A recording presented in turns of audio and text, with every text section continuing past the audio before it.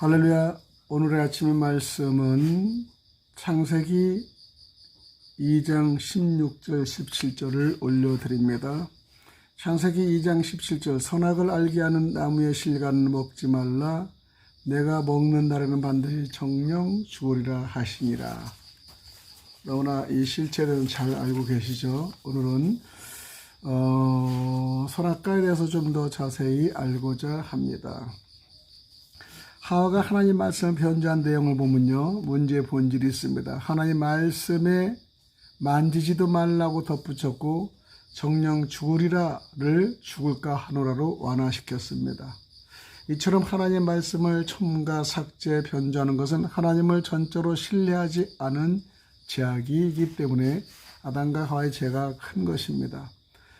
따라서 선악과 금단 명령은 인간의 창조주와 관계없이 살아가느냐를 결정하도록 촉구하는 의미를 지닙니다. 선악과에 많은 말씀을 드리지만 또 우리 나름대로 여러분께 들으시고 또 참조하시고 또 선악과에 대해 다시 한번 생각하는 귀한 시간이 되기를 바랍니다. 첫 번째 선악과도 하나의 명령이 있습니다. 첫 번째 하나의 명령은 이성의 규정에 대해서 말씀을 드리는데, 이성의 자유의지를 지닌 피조물로서 인간에 대한 하나님의 권위가 16절인데요. 여호와 하나님은 이제 인류의 조상, 인류의 대표로서 서 있는 인간에 대해 그가 조금 전에 자연을 선물로 받은 것처럼 그 자신과 그의 모든 후손들을 위해 이번에는 율법을 받아들이도록 명령했습니다. 아담과 하와는 수고와 노력도 없이 에덴 동산을 거저 받았습니다. 그렇기 때문에 이전에 선물을 받았는데 그 자신과 그의 모든 후손들을 위해 이번에는 율법을 받아들이도록 명령하셨는데, 이것이 선악과의 사건입니다. 이 성없는 피조물들은 각기 본능을 가지고 있으나 사람은 분별 없는 봉사를 창조주로부터 하나님의 명령뿐 아니라 왕과 주로서의 하나님의 명령도 받았다는 사실을 우리가 압니다. 두 번째는 사람에게 그가 마땅히 해야 할 바를 규정하는 이 권위의 특별한 범주는 무엇일까요? 첫 번째, 동산 각종 나무 실과는 내가 임의로 먹을 수 있다는 허락의 말씀 속에서 하나님은 그에게 그의 현재의 행복을 확정해 주신 것이죠. 이것은 그에게 자유를 허락하시는 말씀뿐만 아니라 순종을 조건으로 그에게 생명을, 영원한 생명을 보증해 주는 말씀이었죠. 이와 같이 아담은 자신의 완전하고 영속적인 순종을 지속하기만 했더라면 자신과 그의 후손들을 위해 낙원을 영원히 확보할 수 있었었는데 그러지 못한 게 안타깝습니다. 또 두 번째는 하나님은 이 명령을 위반하면 그의 모든 행복을 몰수한다라는 조건으로 그의 순종을 시험했던 것이죠. 아담은 이것을 알아라. 너는 지금 선한 행실 때문에 현재의 상태를 누리고 있다는 것이죠. 너는 조건부로 낙원에 있는 것이다. 그러니까 지키고 순종하라는 것입니다. 반대 에덴 동산은 조건부로 줬다는 것을 설명하는 거죠. 그러면 내가 영원히 여기에 거할 것이다 라는 거죠. 이것에 순종하면은, 그렇지 않으면 지금 내게 행복한 만큼 비참하게 될 것이다 라고 명령합니다. 그런 여기에서 두 가지를 살펴보면요, 아담은 불순종하면 죽을 것이라는 위협적인 경고를 받았습니다. 첫째, 순결한 상태에 있던 아담조차도 위험의 두려움을 겪었습니다. 둘째는 그가 위협받은 형벌은 죽음이었다는 것이죠. 세 번째는 이것은 죄의 즉각적인 결과로서 오는 것이라고 경고합니다. 아담은 선악을 알게 하는 나무의 실과를 먹지 말라는 실정법을 통하여 시험을 받았습니다.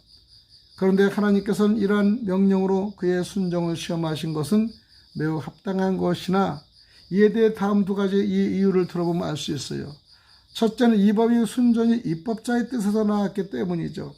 아담의 본성 가운데는 본질적으로 악한 것에 대한 혐오감이 있었습니다. 그러므로 그는 그것을 금했다는 사실 때문에 악한 것이 되는 그러한 것으로 시험을 받은 것이죠. 두 번째는 이 법이 사람의 타락한 본성 속에 있는 죄의 커다란 두 근원인 육신과 마음의 소욕을 억제하기 때문이죠. 이 금지는 그의 몸이 그의 영혼을 위해 다스려지고 그의 영혼은 그의 하나님에 의해 다스려질 수 있도록 감각적인 기쁨에 대한 그의 욕망과 진귀한 지식을 알고자 하는 그의 야망을 억제하는 것이었다는 것입니다. 하나님의 명령과 법의 규정의 두 번째는요, 이성과 자유의지를 지닌 피조물로서 인간에 대한 하나님의 권위는 창세기 2장 16절에 여호와 하나님이 그 사람에게 명하여 이르시되 동산 각종 나무의 열매는 내게 임으로 먹되 얘기해요.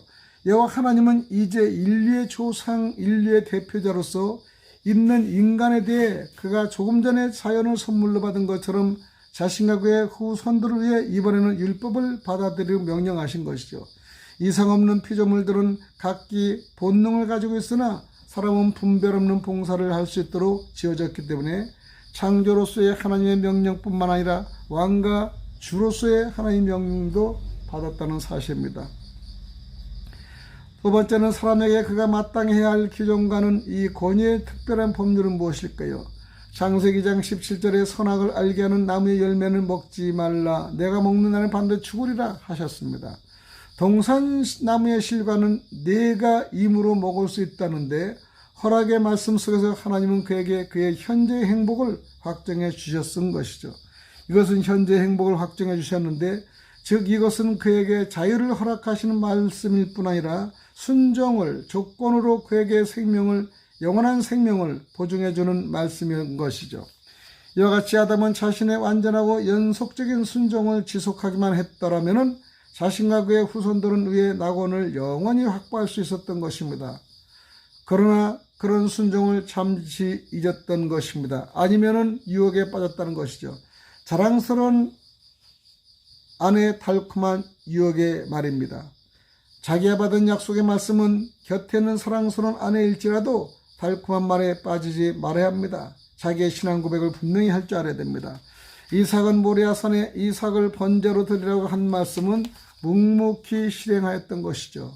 만약에 그런 사실을 아내나 다른 이들에게 얘기했더라면 실행도 하기 전에 미친 아버지라고 영적보다 육적인 공격이 심하여 이루지 못한 것은 분명한 사실이 아니겠습니까? 여러분도 그런 체험을 느끼지 않았습니까? 무언가를 얘기하면 이루어지지 못하는 거예요. 어제 사업을 하는 사람을 하고 얘기가 한 결과 더욱 큰 게 이곳저곳을 버리고 있는데 사랑하는 아내한테 얘기를 안 했다는 겁니다. 그러니까 사랑하는 아내가 그 정도는 나한테 얘기해야 되지 않을까? 그러니까 알면 뭐해요? 내가 다 하는데 알면은 걱정만 되지. 그리고 또 반대가 되면 내가 할 수 없는 거지. 그러니까 남편을 믿어요. 이렇게 말을 해서 그 상담하는 여인한테 그렇게 하라고 했으나 믿음은 신뢰면 그냥 두라고 얘기한 거예요. 그리고 사업하는 사람은 잘하려고 하는데 이걸 하기도 전에 좋다 나쁘다 그러면은 아니 되는 겁니다. 목회자들도 교회를 설립하는 두 부부를 하라 하지 말라 하는 게 많이 싸워요. 그래도 교회를 설립할 때는 자기가 지시를 받고 자기가 하나님 말씀을 들으면 하는 겁니다. 이 사람 듣고 저 사람들 평생 교회를 설립해 보지 못하고 아무것도 못하고 목사의 자격만 따고 왔다 갔다 하는 무위 목사들 얼마나 많습니까? 한 번도 시행하지 못하는 것은요, 자기가 하나님께 말씀을 들은 게 확실성이 없기 때문에 그렇게 넘어지고 쓰러지는 것을 볼 수 있어요. 정말 확실한 모리아산에 이삭을 바치는 아브라함의 그 신앙을 우리는 가져야 될 것입니다. 우리는 아무리 거꾸로 간다 해도 영적인 말씀이 들어가거나 깨달았으면 반드시 지키려는 최소의 노력과 결심은 자기 자유의지로 지켜야 할 것입니다. 적극적인 행동을 해야 됩니다. 목사는 교회를 지키고 양을 지켜야 됩니다. 성도는 교회를 지키고 지도자를 따라야 됩니다. 성도는 신앙의 본질을 따라 묵묵히 지켜야 합니다. 가능성인 천국을 부정으로 말고 적극 긍정적인 믿음을 지켜야 합니다. 남을 비판과 그 다음에 시기, 험담, 모함 같은 걸 하지 말아야 됩니다. 자기 신앙을 신뢰하고 남의 신앙에 비굴하지 말아야 됩니다. 남이 잘 되면 적극적 축복하고 안 됐다고 하는 일이 생기면 속으로 기뻐 날뛰지 말고 더욱 중보 기도를 해야 됩니다. 그리고 무장해야 됩니다. 남을 기준하여 공격하지 말고 자기는 그런 행동을 하지 말아야 라고 고백해야 됩니다. 보지 않는 일을 본 것처럼 인신공격하지 말아야 됩니다. 아주 큰 잘못입니다. 큰 죄를 지는 겁니다. 자기 잘난 체를 하지 말아야 됩니다. 잘난 체를 하는 만큼 자기 인격이 내려간다는 정도는 알아차리고 해야 됩니다. 교육자와 성도는 세상의 시간도 엄중히 지키지만은 영적 시간과 하나님의 때의 시간을 꼭 지켜야 합니다. 알아들어야 됩니다. 모든 결심이 용도 삼위가 되지 말고 끝까지 될 때까지 기도와 합력하여 선을 이루도록 애쓰고 힘써야 한다는 것이죠. 선악과는 가실나무도 현재 만몬시대의 경제와 돈과 권력과 직결될 수 있다는 것입니다. 본인의 양심이 선악을 알게 하는 법도 될 수 있습니다. 두 번째는 하나님의 명령, 두 번째 법의 규정에 대해서 말씀을 드리는데요. 이성과 자유 의지를 지닌 피조물로서 인간에 대한 하나님의 권위, 창세기 2장 16절의 말씀대로 법을 받아들입니다. 우리는 창조주로서 하나님의 명령뿐 아니라 왕과 주로서 하나님의 명령을 받아야 된다는 것이죠. 사람에게 그가 마땅히 해야 할 규정하는 이 권위와 특별한 법률은 선악을 알게 하는 나무의 열매는 먹지 말라는 겁니다. 내가 먹는 날은 반드시 죽으리라 하는 겁니다. 동상남의 실과는 내가 임의로 먹을 수 있는데 허락의 말씀 속에서 하나님은 그에게 그의 현재의 행복을 확정해 주었습니다. 현재의 행복을 확정해 주셨다는 것이죠. 이것은 그에게 자유를 허락하시는 말씀은 뿐 아니라 순종을 조건으로 그에게 생명을, 영원한 생명을 보증해 주는 말씀이었죠.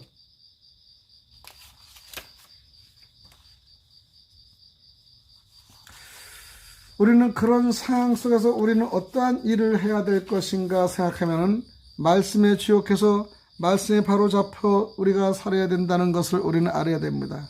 하나님은 여러분한테 주는 것은 주었지만 하지 말라고 하지 않았습니까? 분명한 것은 주님의 뜻에 우리가 많은 생각과 세상의 생각을 한 것이라 하나님의 뜻에 우리가 귀하게 우리가 알게 해야 되는 것입니다. 선악을 알게 하는 나무에는 정녕 내가 죽으리라는 말은 우리가 크게 기억하고 마음속에 받쳐야 됩니다.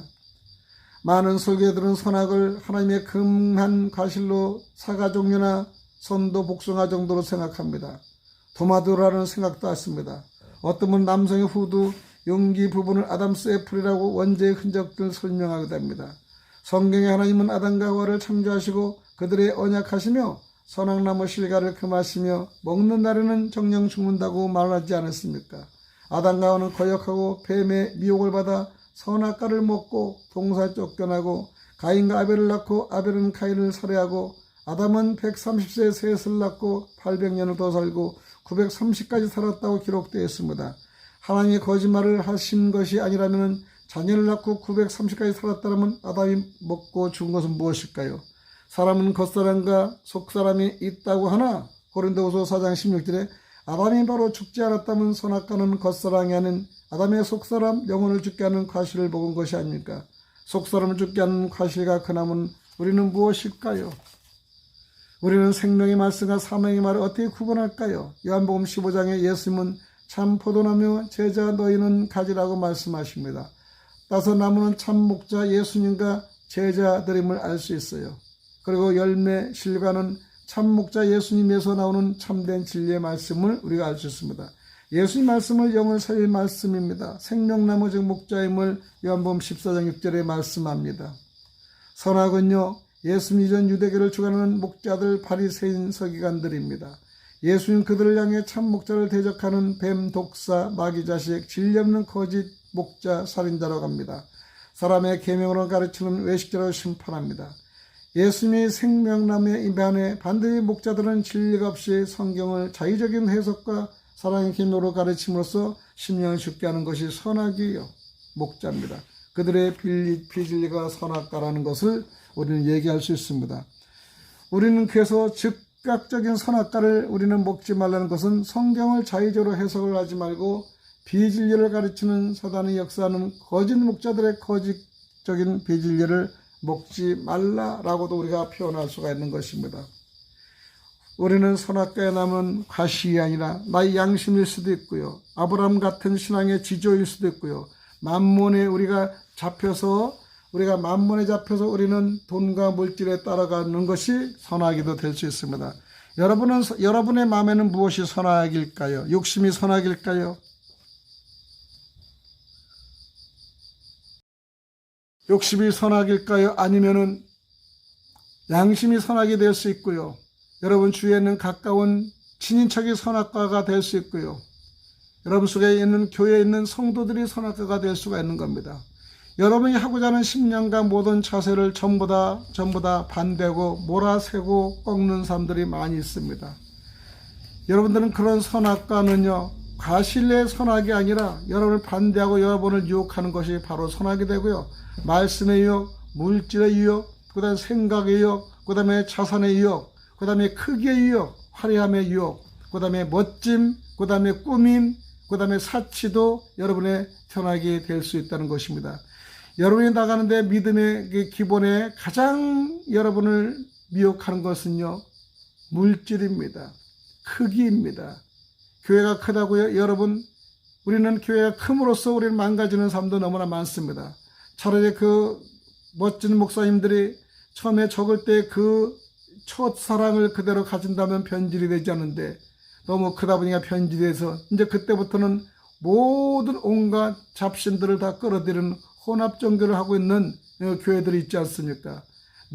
상당히 큽니다. 그렇지만 그 큰 교회들이 다 받아들인 거예요. 불교도 물론 그런 사람을 받아서 영적 구원을 시키는 건 좋지만은 그 속에 이 종교를 짬뽕시키고 너도 들고 나도 좋고 그래가지고 오직 예수라는 이름을 없애버린 겁니다. 지금 주체사당에 뭡니까? 다 오직 예수를 없애고 오직 김일성이라고 이름을 바꿔놓지 않습니까? 그럼에도 불구하고 주의 종들이 알지 못하고 떠버리고 있다는 것은 상당히 착오입니다. 지금 마지막 시대에 그 시간에 때를 지켜야 되는데 마지막 시간에 무엇을 해야 되는 그때보다 지금 아무리 물질 모고 번영하면 뭐합니까? 번영을 하면 할수록 여러분의 마음이 썩고 여러분 마음이 존폐되지 않고 부패되는 것을 우리는 볼 수 있습니다. 우리는 부패되는 모든 사정의 골을 잘라버려야 됩니다. 그래서 우리는 선악과의 열매를 지금 반드시 새롭게 돼서 우리가 복숭아가 아니고 사과가 아닌 하나님의 법의 심판을 알려주고요. 하나님의 율례의 법을 우리가 알리는 겁니다. 613가지에서 법에서 365개는 하지 말고 248법은 하라고 한 귀한 그 기준을 우리가 봅니다. 이것이 선악의 기준이 아닐까요? 여러분도 선악의 기준을 과일로 잡지 말고 그 다음에 소설 같은 생각을 하지 말고 주님이 주신 율법에 우리가 따라서 반드시 하고 하지 말아야 할 것을 우리가 알고 우리가 육신적으로 너무 연약해서 할 때는 주여 이 문제에 현혹되지 않도록 우리를 도와주옵소서라고 기도하는 저와 여러분이 되어야 됩니다. 우리는 선악과를 통해 여러분의 양심이 우리가 화인 맞아서는 아니 되죠. 여러분이 잘못하고 속이고 잘못하면요 양심이란 게 있어요. 남을 공격하면 양심이란 게 있어요. 양심은 여러분을 선악을 알게 하는 귀한 존재의 가치도 될 수 있습니다. 여러분은 무엇이 여러분의 선악을 알게 하는 귀한 것이 될까요? 양심일까요? 아니면 여러분의 도덕성일까요? 아니면 성경 말씀으로 기준을 잡을까요? 반드시 여러분 선악을 알게 하는 성경 말씀으로 기준 잡아 살아가는 이 시대의 귀한 성도님들, 그 다음에 목회자님들, 그 직분자들이 되시기를 간절히 소망드립니다. 오늘 여기까지 말씀을 드리겠습니다. 기도드립니다. 할렐루야. 오늘도 저희들에게 모든 상과 능력을 주심을 감사하고 믿음의 저희들의 소망을 주시오 말씀 속에 저희들이 기준하며 선악과의 기준을 감당할 수 있도록 결정하도록 주여 도와주옵소서. 어렵고 힘듦을 주여 내포하는 것보다도 정말 진실로 주님께 나의 속과 마음을 전달해서 나의 선악의 기준을 삼을 수 있도록 주여 성령이여 저희들을 붙잡아 주시옵소서. 감사하며 살아계시 역사하시는 그리스도 되신 예수님 이름 받들어 간절히 기도드리옵나이다. 아멘. 여러분 오늘도 승리하시기 바랍니다. 샬롬. 주의 아버지